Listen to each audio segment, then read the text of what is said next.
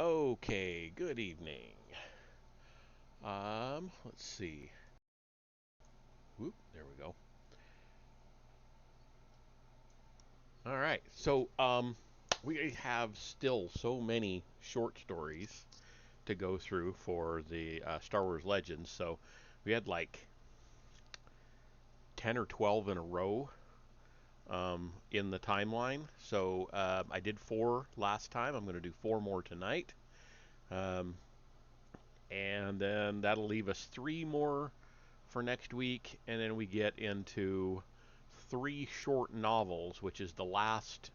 I think it's the last, the seventh, eighth, and ninth um, novels in the Lost Tribe of the Sith series. I think that's the end of that series. But anyway, here we go.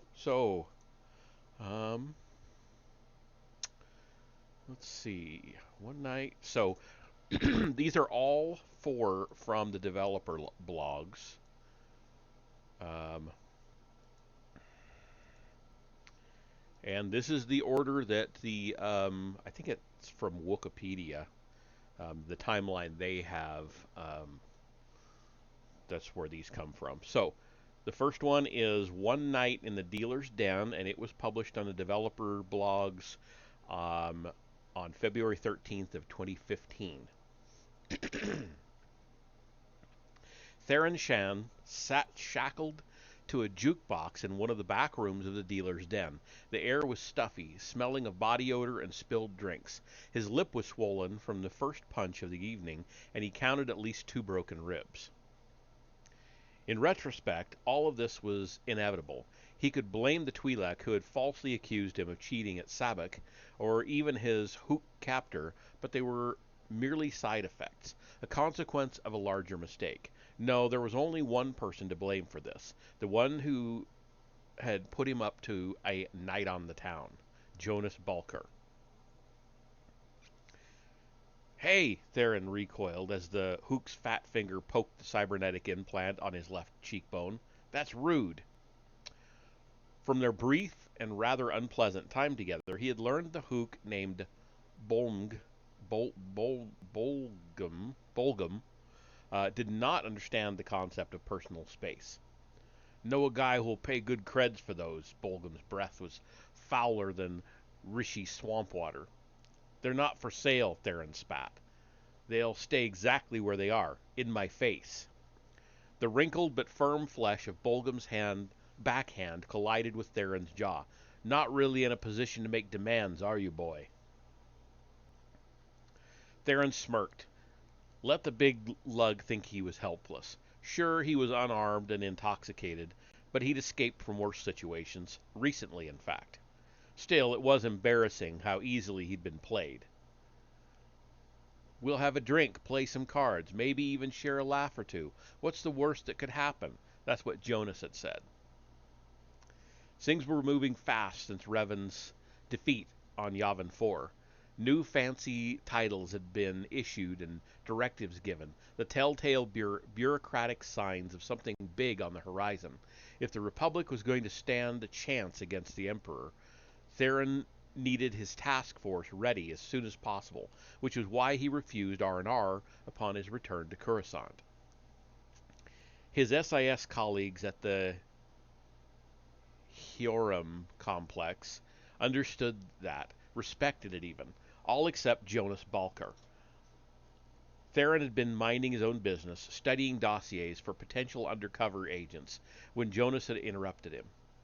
Lighten up, Shan. Drinks are always in order after saving the galaxy. This isn't Imperial intelligence, or did you forget after all that time on the beach with a pretty blonde? Unlike you, I don't feel the need to fraternize with my contacts, Jonas.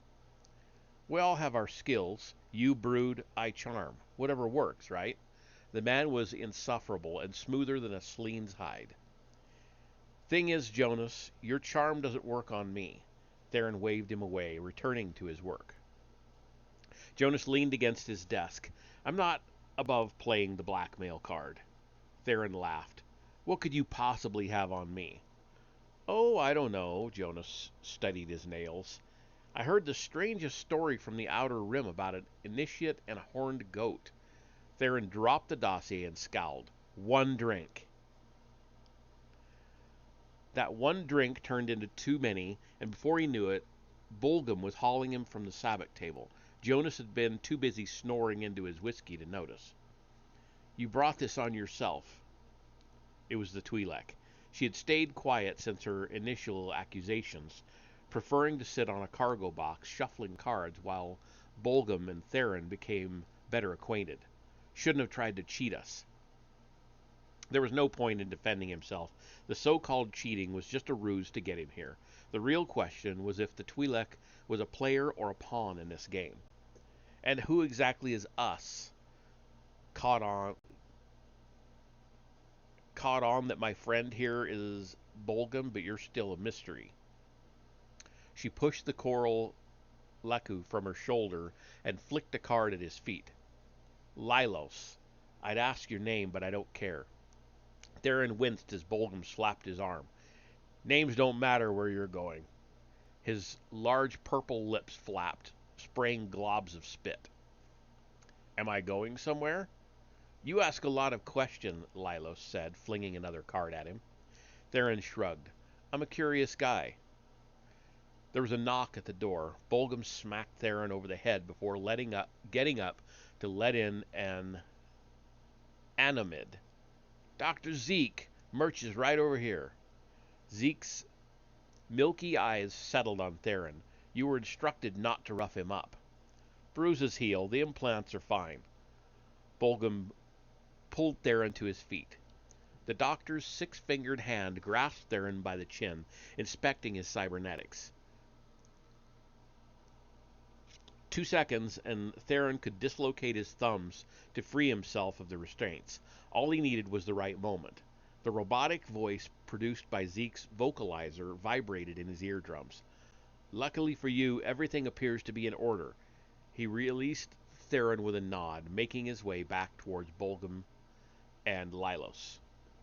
Bulgham clapped his hands together. Let's talk payment, then.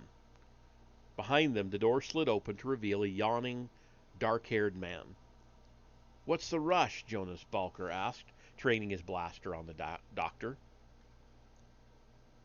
On cue, Lilos threw the deck of cards in Bulgham's face, giving Theron the chance he was waiting for. The crack of his joints dislocating sent a spike up Theron's arms. Almost immediately, his implants emitted a serum, dulling the pain.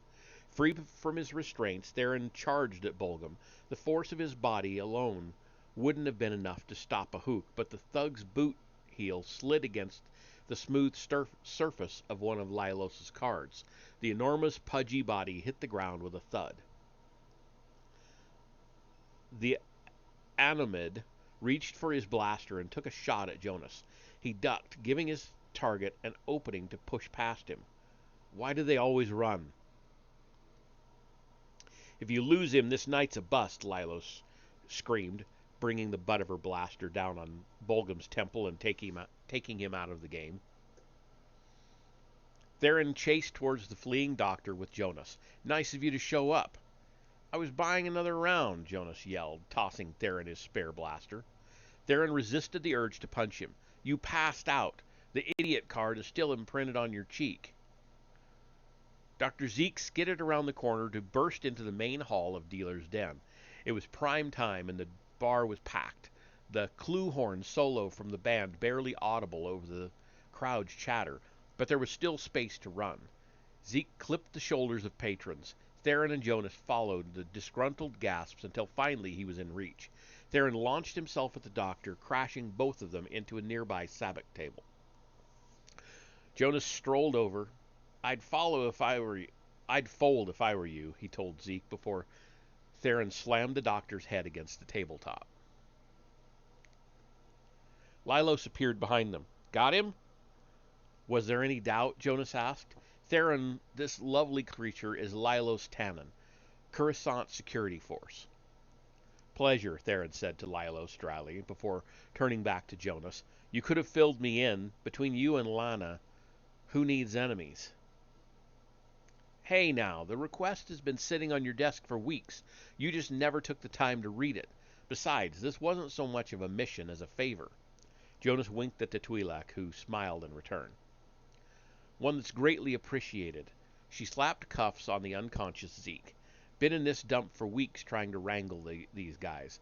Dr. Zeke's made a name for himself on the black market selling premium cybernetics. Couldn't risk calling it in unless I caught the jerks red-handed. Jonas sat down at the sabacc table and flipped through the discarded cards. Your new best friend, Bolgum, was it? He hires people to keep an eye out for anyone with high-grade implants. Theron filled in the blanks. They accuse the poor slob of cheating. Bolgum takes him to the back and calls the doctor. Jackpot. Balker waved down a passing waitress.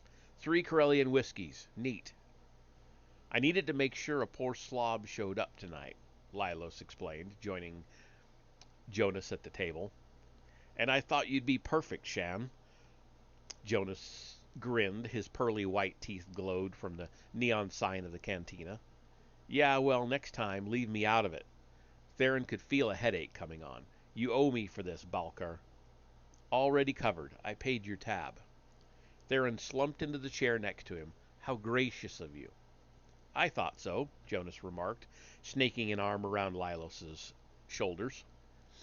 The waitress returned with their drinks. Jonas raised his glass. To Lilos' well-deserved promotion. She swirled the brown liquid in the glass. That's not for sure yet. Then to saving the galaxy. Neither is that, Theron said, his tone grimmer than intended. Tough crowd. The adrenaline from the chase was fading. For a moment, the three sat at the table, lost in their own thoughts. Theron's to-do list built in his mind like the condensation on the whiskey glass in his hand. Jonas broke the silence. Guess we'll just have to settle with a night on the town. Theron sighed. I'll settle with getting back to work. Not a chance. Jonas clinked his glass against Theron's and took a heavy gulp. You're too big picture, Shan. Head always in the stars. There's no point in saving the skies if you forget the little people on the ground. Never pegged you as sentimental, Theron chuckled, giving in to one last drink. Jonas frowned. Let me offer you a bit of advice. Before you run off on your next classified whatever, take the time to get to know the people around you. Could save your life. Theron paused. This night had been full of surprises. You're not entirely full of it. Keep that between us. And that is the end of that short story, One Night in the Dealer's Den. These are going to go fairly quick. The next one, also from the developers' blogs, like I said, was published on April 3rd, 2015, and it's called Regrets. Jace Malcolm pulled at the cuff of his sleeve. Living most of his life in uniform, he was used to things fitting a certain way. The leather jacket previously hiding in the back of his closet was tight around the shoulders and out of style, judging from the upturned noses of the restaurant's other clientele. Despite his position as Supreme Commander, Jace generally didn't frequent establishments in the Senate District, preferring a more casual atmosphere. However, Thranta's Respite was known to serve an authentic roast gorak, a dish he'd grown fond of from his time on Alderaan. He hoped the food was better than the decor. The Killick silk tablecloths and delicately carved Oro wood menus were overshadowed by gaudy holographic vistas of the Alderaanian countryside, all pre-Civil War, of course. Jace exhaled and considered ordering another Alderaanian brandy. Theron was late. Not an unusual occurrence, but it didn't help his nerves. He'd hoped with time he could feel more comfortable in his son's presence. They had shared a few drinks and checked in via holo once or twice, but Jace certainly didn't feel like a father. He tried to keep his expectations in check. It wasn't fair to Theron that his idea of a father-son relationship didn't match up with reality. Maybe that experience was just one more thing the Empire had stolen from him. Jace pushed those thoughts aside, knowing it would only sour the evening. As he waved the waiter down for a second drink, Theron walked in. He looked distracted, eyes worn and dark around the edges. A couple of stale bruises marked his skin. It was cruel how much Theron looked like his mother. It wasn't just their features. Theron and Satil shared similar mannerisms, from the way they walked to how they pulled out a chair. "Sorry I'm late," Theron said, his voice scratchy. "Get in a fight?" Jace asked, passing him a menu. "What? No." Theron sighed and instinctively touched his split lip. "It's a long story." Jace put on his best grin. "I've got time." "The Supreme Commander of the Republic has time? In the middle of a war?" Theron joked. "I seriously doubt that." Jace struggled to find the words that he was asking as a father, not a commander, but everything sounded too soft, too syrupy. The moment passed. Theron ordered a Corellian whiskey and eyed the menu. "So, what's good here?" "I'd recommend the roast gorak. It's a bird." Theron wrinkled his nose. "I've had a hard time eating anything bird-like since Rishi." "Oh, right." Jace cleared his throat and skimmed the menu to find something else. He was the type of man who went to a restaurant for a specific dish. Branching out wasn't really his style. "I'll try the Nerf tenderloin. Can't go wrong with that, right?" Theron tossed the menu back on the table with an audible thud and leaned back, his eyes scanning the room. An SIS agent through and through. The waiter returned with their drinks. Jace noticed his uniform was also made from Killik silk, but dyed dark blue, probably to show support for House Organa. After rattling off the evening specials, he took their orders. Jace raised his glass, and Theron's followed suit. "To the Republic," he said. "To the Republic." The restaurant was alive with customers. A woman's laughter cut above the clinking of utensils and the refined blabbering of the upper class. Their table alone sat in silence. Jace drummed his fingers against the sea-green tablecloth. "When did you get back?" "A week ago," Theron answered, watching holographic snow fall upon the Juran Mountains. "Keeping busy, I'm sure." Theron laughed. "I'll head back to the office after this." Jace scrolled down the mental checklist he'd prepared for tonight's dinner. Some discussion topics were obvious. They could easily talk about work or the war. After reading the Yavin 4 report, he was sure Theron had plenty of stories to tell. Still, those were conversations for colleagues. If he wanted to get closer to Theron as a father, perhaps it was time to broach new territory. Taking a deep breath, Jace began. "There's no one special waiting." Whiskey caught in Theron's throat. "Yeah, we're not doing that." "I am your father," Jace stated in gruff embarrassment. "This is an appropriate conversation topic." "Talked to Mom lately?" Theron asked, his tone more amused than vicious. "Point taken," Jace chuckled, and then cleared his throat. "Actually, I did want to ask you about Grandmaster Shan." Theron stared, jutting his chin forward in disbelief. "You're not serious?" Jace raised his hands. "Just curious how things were between you two." "Did she put you up to this?" the younger man asked, irritation rising with each syllable. "Ask you to check on her agent?" Jace sighed. "No, that'd be too duplicitous for her." "But not telling you about your son for 30 years, that's not duplicitous at all?" Theron rolled his eyes and downed his drink. Jace paused, careful not to let his own feelings tinge his words. "She did what she thought was right, Theron. Maybe not for you or me, but for the Republic." "The Republic," Theron murmured. "She'd never say so, but I think she regrets it now." Jace thought back to his conversation with Satil after the Ascendant Spear debriefing. "We all have regrets." Theron paused. "Even you?" "Especially me." Jace smiled, deepening the lines on his face. He leaned back as two navy-clad waiters placed their dishes on the table. There was something about a good meal that always brightened the Supreme Commander's mood. The gorak was cooked to a golden brown, steam still rising from the crisp skin. "Tastes like you remember?" Theron asked, cutting into his steak. "Nearly," Jace replied after the first bite. "Hard to get the spices right unless they're fresh." The two men ate quietly. The landscape beside them shifted to the watery Glarus Valley. Pink dawn-stained clouds rolled over frosty hills, their reflection sharp in the calm lake below. I understand why she did it, Theron finally said. Can't fault her for it. Jace wiped his mouth and folded the starch napkin in his lap. But I'm not like her, Theron rested his elbows on the table. Reason doesn't wash away feelings, and I don't know how to feel about her. Jace snorted and crossed his arms. Don't let that hard exterior fool you. The Grandmaster feels like anyone else. She's just very good at hiding it. Theron's brows knitted together, pulling at the cybernetics around his left eye. I don't want the details, okay? Especially after I just ate. But was she like this even back then? Yes and no, Jace grinned, swirling the brandy in his glass. She took more risks, yours truly being the biggest. Even after all these years, it was difficult for Jace to think about his time with Satil. Surrounded by scenic views of Alderaan only made the memories sting more poignantly. I can't tell you what to do, Theron, the older man said. Not when it comes to your mother.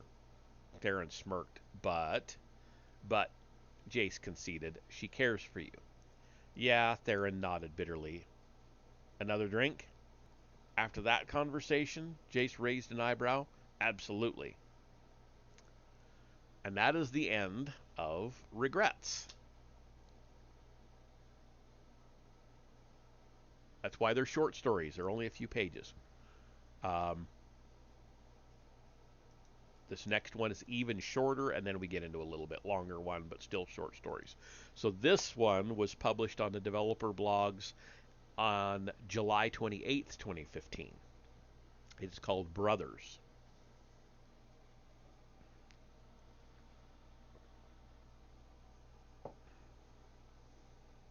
Today I watched my face burn. The skin cracked and curled as fire seared away the moisture. Charred flesh retreated from the heat and shriveled into a huddled black mass. One blue eye, identical to my own, held me in place, made me watch. In an instant, it was the face of a stranger, and we were no longer twins. The memory tugged at my hand, pulled it to my cheek. I was startled by the smoothness that met the pads of my fingertips. My brother's phantom grip still clutched my arm. I felt the bones beneath his skin reach out, trying to escape the pain, and fail. Arkan had writhed for hours before sleep granted him mercy.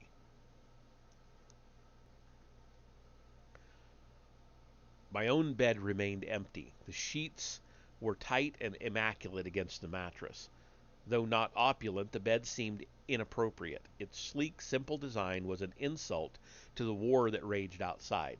I grabbed the top sheet and rubbed it across my eyes, forehead, and mouth, staining it with sweat and sand. The soiled white fabric brought bile to my throat. I crumpled it into a ball and threw it back onto the mattress. My quarters, a glorified tent, provided a false sense of security. It drowned out the wind and the screams of our injured, but I knew the fighting continued. Darth Atroxa would not die easily. Her forces were loyal and ambitious, with a strong will to live, but she would fall. Arkan would see to that. I heard the knight's step before she knocked on my door. Come in. Your Highness. She kneeled upon entering and waited to be spoken to. A tiresome dance enforced by father. Using the force, I pulled a chair from the corner of the room and sat. Tell me of my brother. Prince Arkan is stable. Her face was hidden beneath the traditional helm of a Zakul knight. Father changed our guards regularly to prevent attachment. The knights of Zakul were our servants, but his followers and subjects. He was their god. We only represented an extension of his will. He is not awoken. She hesitated. No, my prince. Her unease was vexing. It wasn't a question. I would feel it if he was awake. Yes, your highness. Her gaze locked to the floor. It was easy to toy with the knights. Their blind devotion to father made them susceptible targets. As children, Arkan and I would switch clothes and play pranks on our guards, but I was too old for such games now. I could smell the grime beneath her armor. This knight had fought with us today, and for that she deserved my respect. Forgive me, I sighed. I'm tired. Will that be all? The immortal Emperor Valkorion, Slayer of Isaacs, requires an update. The titles were spoken barely above a whisper, as if my father would strike her down for uttering them too boldly. I shall speak to him alone, thank you. I waved her away. As you wish, my prince, she answered and stepped back out of the tent. I listened to her retreating footsteps, then activated my holocom. Father's silhouette filled the tent. He stood tall with his hands behind his back. I kneeled. Report. Our healers tried to save Arkan's arm but were unsuccessful. He was fitted with a cybernetic replacement in the field. As for the burns on his face, a report on the planet, Thexan. My head snapped upward. Father? Your brother made his choice. I told him to stay on Zakul. He paid the price for defiance. His voice chilled the air. This campaign was his vision, I pressed. We were meant to topple the core worlds together, in your name. His vision is narrow. Perhaps losing an eye will open his mind. There was neither warmth nor malice in his tone. Now report. My muscles tightened. I was thankful Arkan was not awake. His patience with father grew thinner with each interaction. I tried to explain that this was just his way, that father only pushed us to be stronger, but it was becoming harder to placate Arkan's anger. I cleared my throat and obeyed. Acceptable casualties on our side. Darth Atraxa remains a threat, but I'm confident she will be neutralized. With her downfall, victory will be ours. Do not underestimate the Sith, Father warned. Though quaint, they will do whatever it takes to survive, and unlike the Jedi, they are not held back by lofty ideals or false morality. Without waiting for my response, he turned and cut the transmission.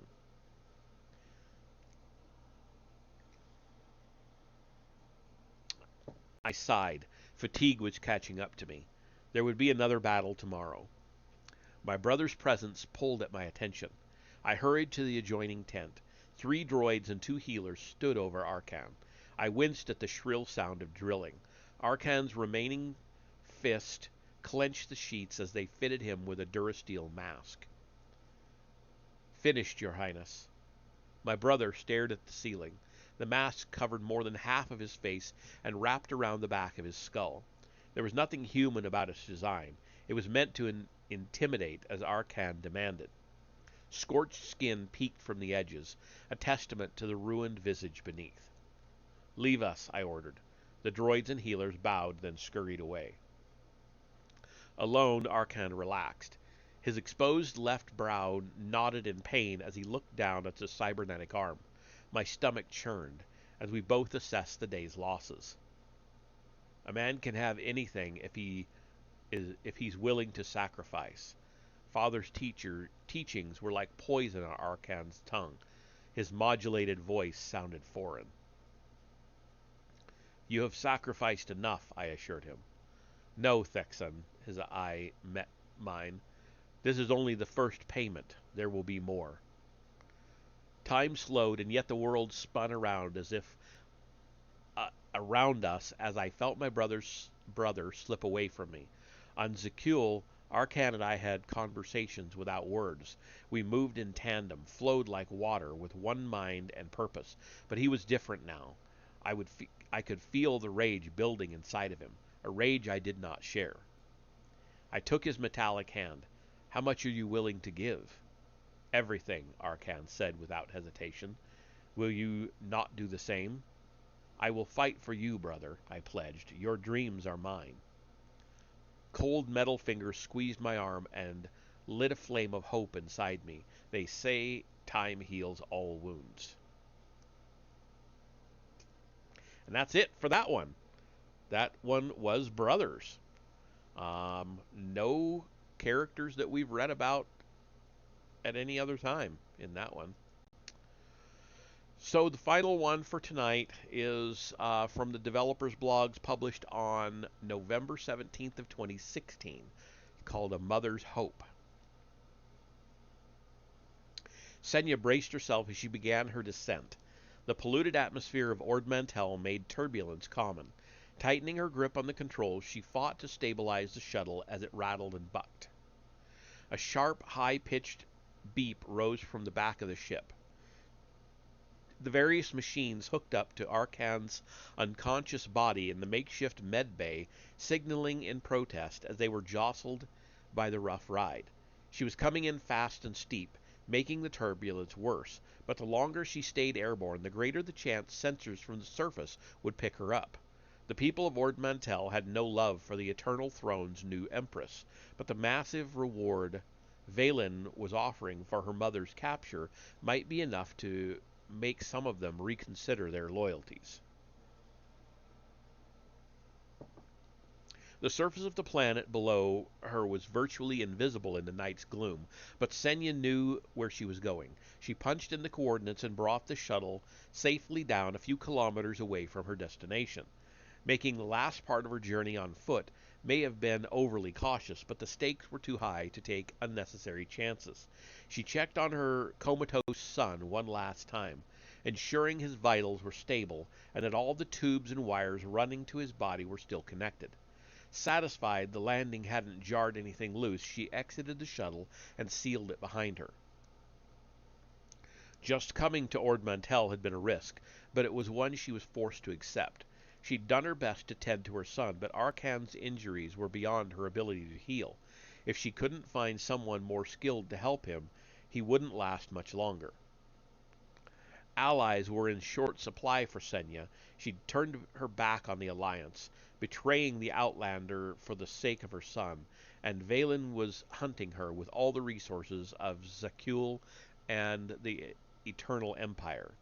Yet, when all seemed darkest, a single ray of hope had emerged from an unlikely source: the Scions. Scattered and in hiding since the death of their leader, the visionaries that once guided the Eternal Empire had reached out to her. At first, Senya had suspected some kind of trick. During his reign, Arkan had hunted the Scions to the brink of extinction, but the Scions were driven only by their prophecies and visions, not by vengeance. They claimed they wanted the deposed emperor to live. They believed he still had some role to play. She hadn't asked what destiny the Scions had foreseen for Arkan. She wasn't even sure she wanted to know. Saving her son's life was all that mattered, and she was desperate and running out of options. So when the Scions told her to go to Ord Mantell, she had listened. She wasn't here to visit.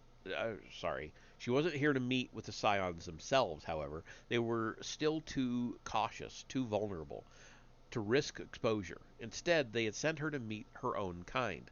The vast majority of the Knights of Zakul were still loyal to the Eternal Throne, regardless of who sat upon it. But given Valen's violent history toward their ranks, there were some who were not ready to swear fealty to her. They feared Valen would disband or even destroy their order. These men and women who dared to stand against the new Empress, the Scions had explained in their message, were now Senya's best hope. They had medical equipment and supplies she could not acquire, and experts who knew how to properly use them, and they respected Senya. She'd fought side by side with many of them. The others knew her well by reputation. If she could convince them to help her, to help Arkan, they will listen to me. They have to. The night was dark. Ord Mantell's twin moons shrouded by thick, noxious brown clouds. The only illumination came from her lightsaber pike, the soft blue glow of the blade just barely piercing the blackness only a meter ahead. Her steps were slow and cautious. The uneven, hard-packed crust of dirt crunched softly beneath her boots as she made her way through the impenetrable gloom. Based on the coordinates she'd been given, she knew she was close, but something felt off. There were no signs of a camp, no flickers of light in the distance, no whispers of far-off movement, no sentries stepping forward to challenge her approach. Senya reached out warily with the force, delving into the surrounding darkness. She sensed nothing unusual, but her probings were clumsy and awkward. Her training had focused primarily on using the force in combat. Her senses now on high alert, she crept forward until her foot stepped into a small puddle. The audible splash brought with it the sharp, almost metallic scent of radonium. The sickly smell of fuel amplified her unease, and her fingers clenched around the hilt of her pike. She took another step, then noticed something on the ground, a dark, misshapen shadow barely visible in the illumination of her glowing pike. She tilted her weapon downwards to reveal a severed arm at her feet. She recognized the metal gauntlet encasing it. She'd worn the same armor herself for decades. A few steps away, she found the rest of the body lying face down, the remaining limbs twisted and contorted into unnatural positions. Steeling herself against a mounting dread, she pressed on further. The second body was only a few meters away, but in the pitch black surroundings, she didn't notice him until he was at her feet. Unlike the first victim, this one was on his back. In the dim glow of her weapon, she could clearly make out the grotesque expression of pure terror etched on his face. Even though she didn't recognize him, Senya felt a kinship with the fallen warrior. She had been a knight of Zakul herself. These were her brothers and sisters. She had trained with them, lived with them, fought with them. Moving slowly, Senya paced off an ever-widening circle in the darkness. Puddles of rhydonium dotted the ground, the tiny chrome pools reflecting and amplifying the glow of her lightsaber to reveal the broken bodies of several more fallen knights. She had come to their camp for help, knowing they wouldn't turn away one of their own. Now they were dead, their bodies broken and scattered, and Senya knew it was her fault. This wasn't coincidence. Reaching out to the rogue knights had drawn Valen's attention. Their blood was on her hands, but she didn't have the luxury of guilt, not if she wanted to save her son. It was time to go. There was nothing here for her now.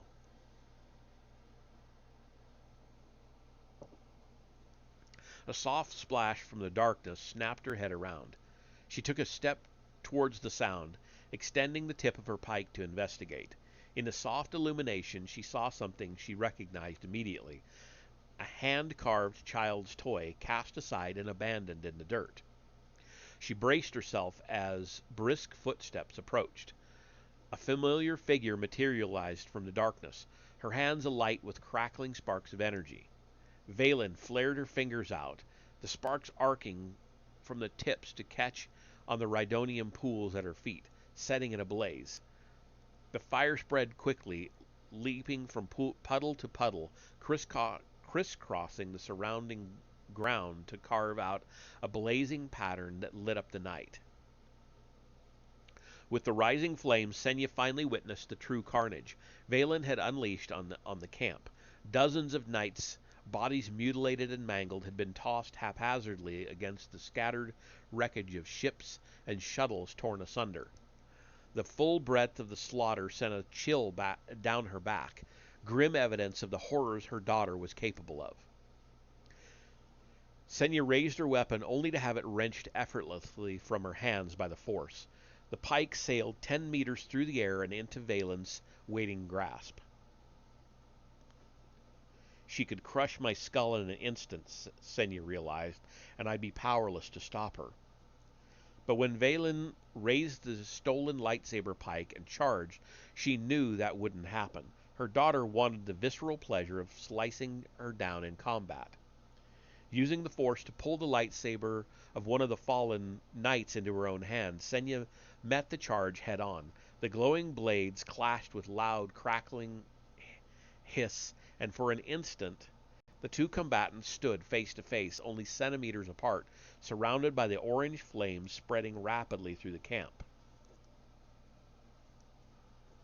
Senya was close enough to stare into Valen's eyes. They burned with hate, pure and savage.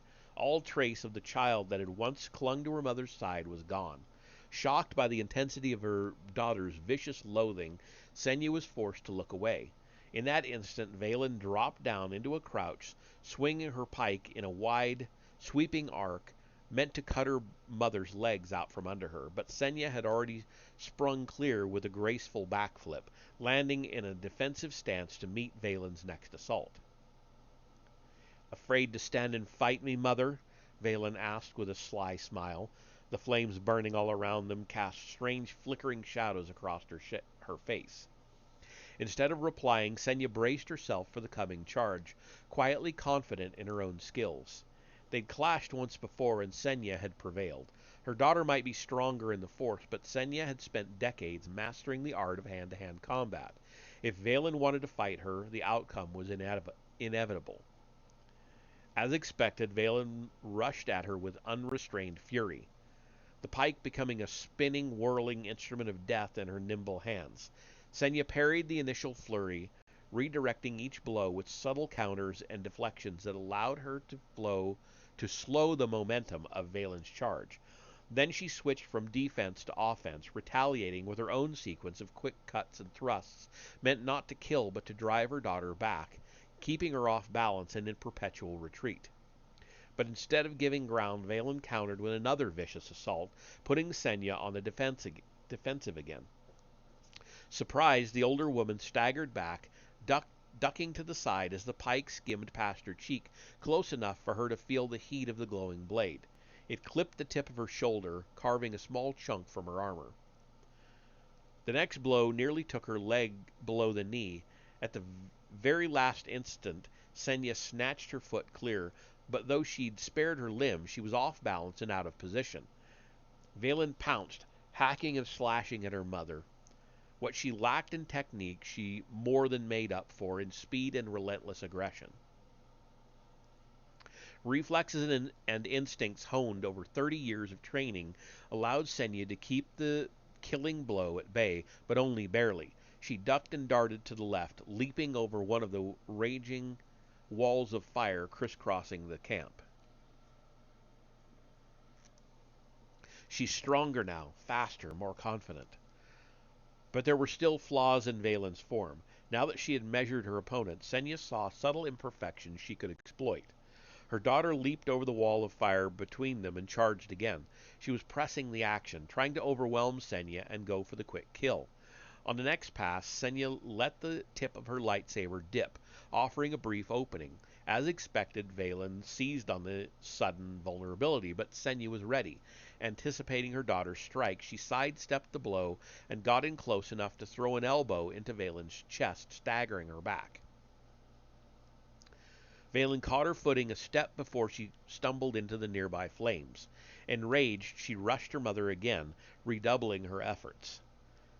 Senya continued to feint and bait her opponent, using her own aggression against her to control the battle. She could sense her daughter's frustration mounting as the battle dragged on. Her attacks became more desperate, more frenzied. Time and time again, Valen saw what she thought was an opportunity to end the battle in a single blow, only to have it snatched away at the last instant by her elusive foe. Fatigue began to take its toll. The blinding speed of Valen's attack slowed ever so slightly as her muscles began to ache. She was lunging and flailing, off balance and out of sorts. Both combatants were breathing heavily, but unlike her daughter, Senya had been pacing herself, holding something in reserve. "You still fight with too much raw emotion," Senya grunted as she parried another blow, hoping there was still some part of the little girl she had raised inside the savage creature in front of her. "It clouds your mind." "You sound like Scorpio," Valen sneered, swiping ineffectually at the air where her target had been a split second before, "always talking about logic and reason." "Is that who you take orders from now?" Senya pressed. "A machine?" Valen flicked her wrist, hurtling Senya through the air to slam against the hull of one of the broken vessels surrounding the camp. Senya crumpled to the ground, momentarily stunned. Scorpio is not the Empress, Valen snarled, striding toward her fallen opponent. She commands the Gemini fleet, but they all answer to me. I am the one who sits on the eternal throne. Shaking her head to clear the fog, Senya rose to one knee. A few meters away on either side, twin rows of flames blazed, the acrid smoke stinging her eyes and nostrils. And we have yet another um,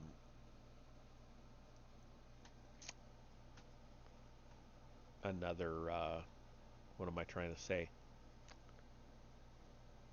Bot. So, Instaban. Let me get back to the reading. Those bots are getting really annoying. Uh, let's see. Smoke stinging her eyes and nostrils. Sorry. There we are. She can't defeat me in hand-to-hand combat, but she could still kill me anytime she likes. She's been toying with me this whole time.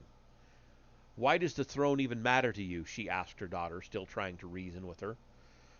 Her question froze Valen in her tracks, giving Senya enough time to get back up on her feet. Your brother always wanted to be the emperor, Senya reminded her, but you never used to care about that. Zakul needs a strong ruler, Valen replied, speaking slowly, and the throne is mine, by birth and by right.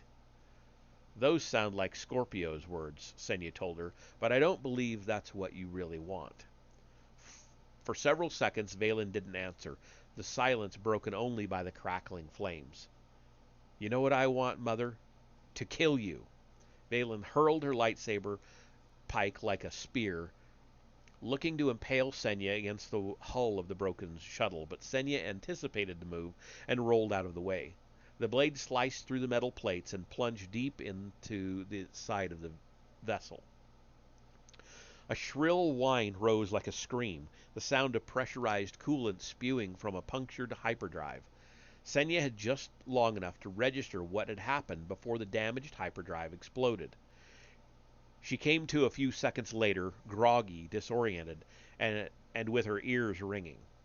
The blast had thrown her 20 meters. Tiny bits of twisted, melted metal that had once been the hull of the ship lay all around her. Forcing herself to her hands and knees, Senya turned her head from side to side, looking for Valen, but all she saw was smoke and flame. The fires had spread to consume the entire camp. Arkan! Somehow Senya rose unsteadily to her feet, then set off in a stumbling run back towards her ship and her son. As the flames fell further and further behind her, her head slowly cleared. Her thoughts briefly turned to the fallen knights, consumed by the funeral pyre that had once been their camp. They'd risked their lives to help her, and Valen had slaughtered them all. She and Arkan were alone again. No allies, nowhere to run, but she was still alive, somehow. The blast should have vaporized me. There was only one explanation for her survival. Valen must have used the Force to shield them both from the worst of the explosion. But why? So she can kill me later with her own hands? Or was she only trying to save herself, and I was just close enough to get caught up in her shield? And where is Valen now? She knew her daughter was still alive. On some level, Senya would have sensed her death. But even shielded by the Force, the blast would have been strong enough to leave Valen disoriented and weakened. Vulnerable and fearing for her life, she might have fled.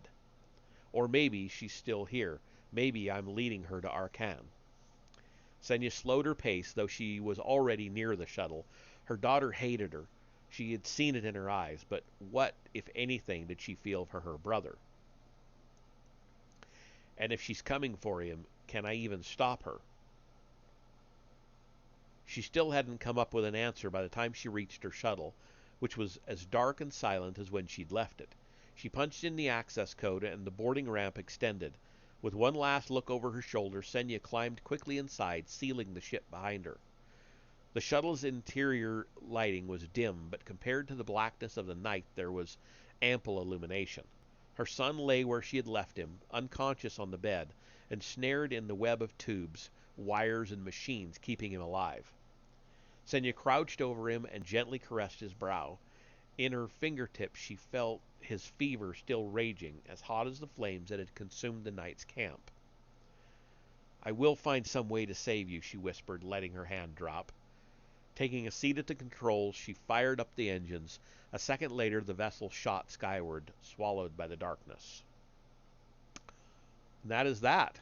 So I'm going to guess that in some of these other 3 short stories we have coming up, that we're going to see more of those characters. So, yeah, we've got 3 more to go, and then we get into those novels. So, cool. Alrighty. So, let's see who's around. Looks like we've got Mr. Blitzer.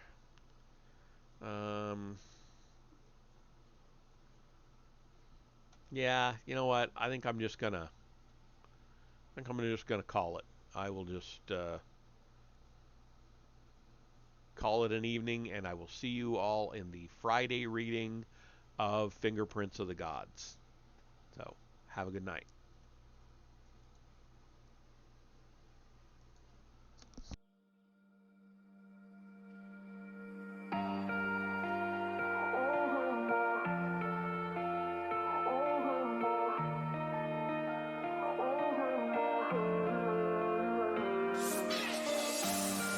Feeling shattered skies,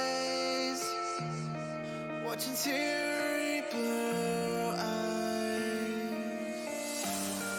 wonder where I might find some peace of mind. Not lights like I had, but more sophisticated into love.